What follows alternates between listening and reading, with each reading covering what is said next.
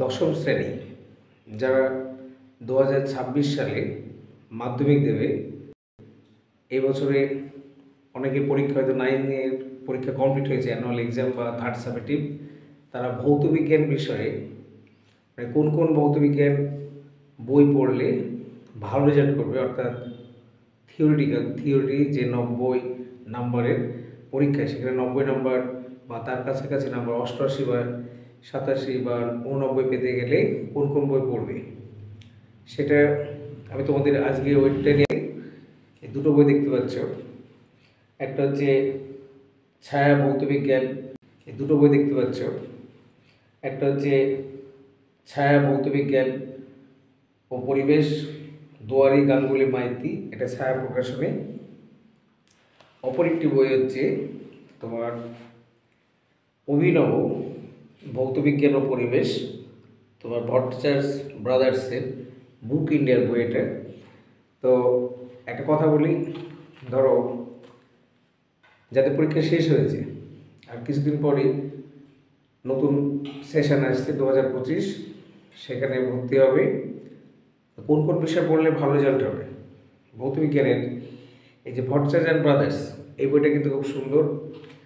প্রত্যেকটা টপিক সুন্দরভাবে এক্সপ্লেনেশন বা ব্যাখ্যা আছে এবং প্রত্যেকটা চ্যাপ্টারের শেষে অনুশীলনীতে প্রচুর কোশ্চেন দেওয়া আছে, ঠিক আছে?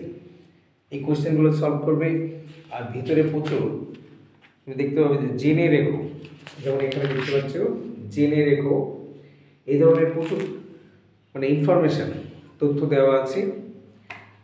এবার কোন বিষয় পড়লে মানে কোন বই পড়লে ভালো রেজাল্ট হবে, শুধু একটা মাত্র বই পড়লে হবে না। ধরো আমি শুধুমাত্র অভিনব পড়লাম, তাহলে সমস্ত ইনফরমেশান পাবে না। তার সাথে সাথে ছায়া প্রকাশনেরও নতুন বই এসছে, সেটাও পড়বে।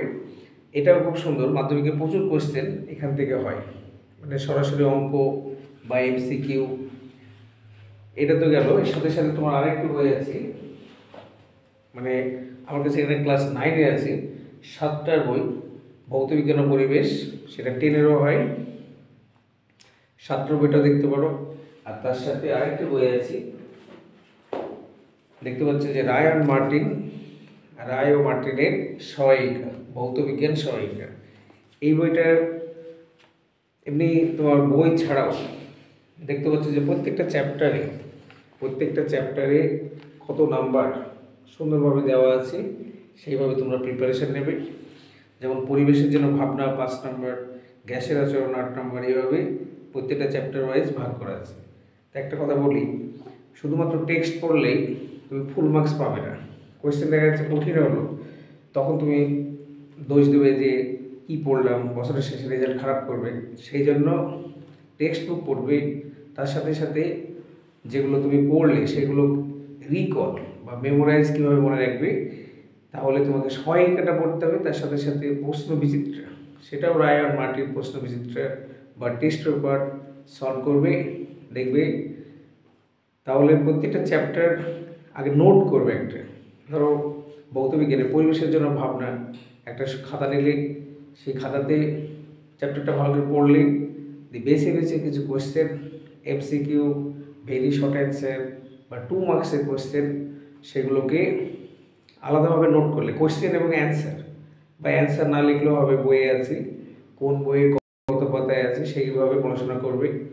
এখন থেকে যদি প্রিপারেশান নাও, তুমি দেখতে পাচ্ছ এটা আজকে 30 তারিখ নভেম্বর মাস।